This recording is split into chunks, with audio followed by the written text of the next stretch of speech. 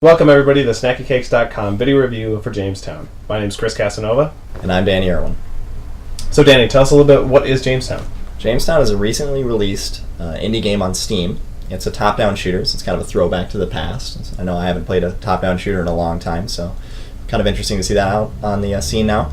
It's also a tongue-in-cheek rewrite of early American history, of the Jamestown colony in specific.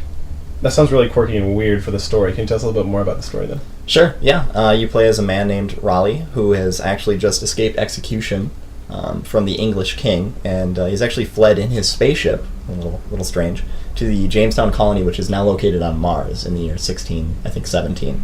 So definitely way out there, but the whole thing doesn't take itself too seriously. It's they kind of throw in some jokes, and it's pretty funny, and I'd say overall, actually kind of a cool premise for the game. Once you get to Jamestown, Raleigh is actually facing a combined force of the Spanish and Martians. So really unusual. Just kind of continues the quirkiness of the game throughout. Really great though. So then tell us a little bit more about what the visual style is and graphically. I mean, if it's top-down, is it Space Invaders is bad? Or, I mean, what's the new generation of Sure. graphics for top-down? Sure. Well, it's still definitely, lower tech, if you will. I mean, it doesn't look, like, phenomenal or anything. But as far as, like, the art and just, like, the drawing that they've done, I mean, it's a drawn game. And the design that they've done with that, I'd still say it looks really good. I mean, it's very visually appealing, if nothing else. And I think that's kind of key. Obviously, I just talked a little bit about the Spanish and Martian forces, and there's some funny plays on that, the ways that they've kind of made these Spanish spaceships as well as these sort of like Martian aliens and stuff, and kind of the fusion between that, and it makes some of the enemies really interesting, and made pretty much all of the levels throughout the game really interesting to see. And I found that I was always really just enjoying the way that it looked. So. That's great. So then, what's the gameplay like? I mean, you have power-ups like typical top downs, and really you're just navigating a bunch of enemies and their projectiles. And what are you exactly? Are you on a spaceship, or what are you? Yeah, actually, particularly in the last area, it's a really interesting question because you are in a spaceship. I mean, you're playing this man Raleigh, you can see him piloting his little like flying saucer, is what it looks like. Super ridiculous. What's actually interesting about that is that if projectiles hit the sides of the ship, they actually just go by it. Only Raleigh himself is, I guess, susceptible to attack. So kind of an interesting thing. It makes a lot of close calls in the games because you'll be flying around and just narrowly avoiding projectiles because they're hitting your ship but not you. That's actually kind of fun.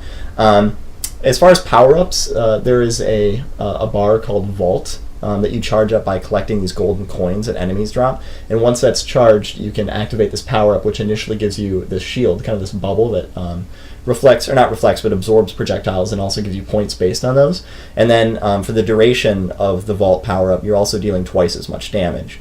Which is obviously a great kick and really makes some of like the boss battles and things a lot easier. You can continue the Vault power up by continuing to collect gold coins, and then you can also end it early by hitting the same button again to give yourself another little shield bubble. So it's both offensive and defensive. Other than that, there's not really any power ups or anything, but the Vault really does a phenomenally good job. Otherwise, as far as the gameplay, a lot of avoiding projectiles. I mean, once you turn up the difficulty levels, and in particular, I mean, there's just like zillions of little things coming at you all over the screen from every direction, from all kinds of crazy-looking monsters and ships and stuff. And it's definitely a game of reflex and avoidance, but it does a really great job if you're into top-down shooters. So does this top-down shooter have a multiplayer aspect of it, or? Yeah, it does. I should note, though, that it does not have an online multiplayer aspect. There are online leaderboards, but you can't play like online co-op or anything like that. Well, which is unfortunate because the game does offer local co-op, and it works really well for that, so it's unusual that they wouldn't carry that over to the online. That said, the local co-op is great. They make it really easy to do. I mean, one person can be using a gamepad, another could be using a mouse, another could be using the keyboard, and it'll recognize all of those things as different inputs. So it's really easy to get even up to 4 people on the same computer all playing this through the levels co-op. You can play. There's 5 missions in the game, the campaign missions rather. You can play all of those co-op. And then there's, I believe, 20 bonus levels, some of which get, ridiculously hard, and you can play all of those co-op as well. So there's definitely a good space for the online play there, and it's definitely a lot of fun to be playing with other people. Is there any unique aspects of the game that multiplayer brings? I mean, is it different? Like Portal 2 had an entire separate campaign for it? I mean, the same kind of concept, or you play through the same thing? You play through the same thing. I mean, really, it's kind of just that aspect of more enemies, more projectiles, and then just having to work together to fight tougher enemies. So it is the same thing, but it's a simple, inexpensive game, and it's really a great time nonetheless. So how hard is this game, and what's the kind of replayability for Jamestown? Sure.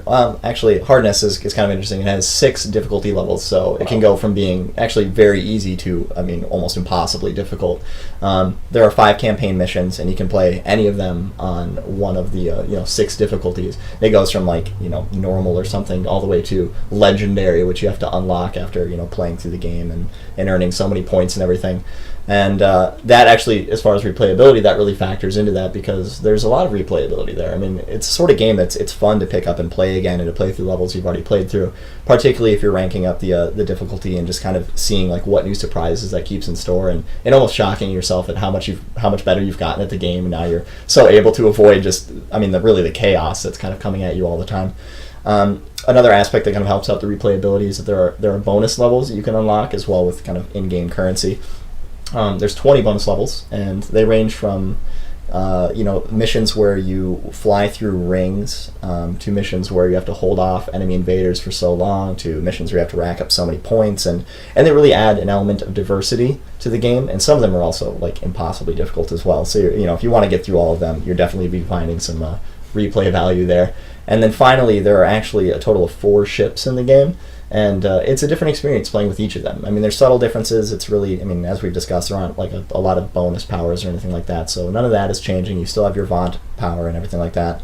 But your weapon changes with each ship. And it really, one thing that I found really striking or interesting about this game was that unlike other top-down shooters, we were kind of always purchasing that next ship, which is just a little faster, a little stronger, does a little more damage. It's just always kind of linearly better. In this game, none of the ships is necessarily better than the rest. They just have a different play style. And so, one might have a wider spread on its gun, while another is more powerful but a little bit slower. And it just depends on how you enjoy playing. And I think that helps with the replay as well. So what kind of people will like this kind of game? Because some people go for indie games, and some people go for blockbusting Crysis 2 kind of games. So what exactly? Who will this appeal to? Sure. Well, it's definitely. As you said, Crysis 2. It's definitely not a AAA game, and if you're into big graphics and big explosions or FPSs or something like that, it's definitely none of those things, and it's gonna find its own niche community. Definitely not as much of a broad appeal as say the FPS today. Who is going to like it? Well, if you've played top-down shooters in the past, and it's obviously it's going to depend on how you enjoyed them then. Top-down shooters used to be huge. there was all kinds of games, and they were really a successful genre, if you will, in PC gaming.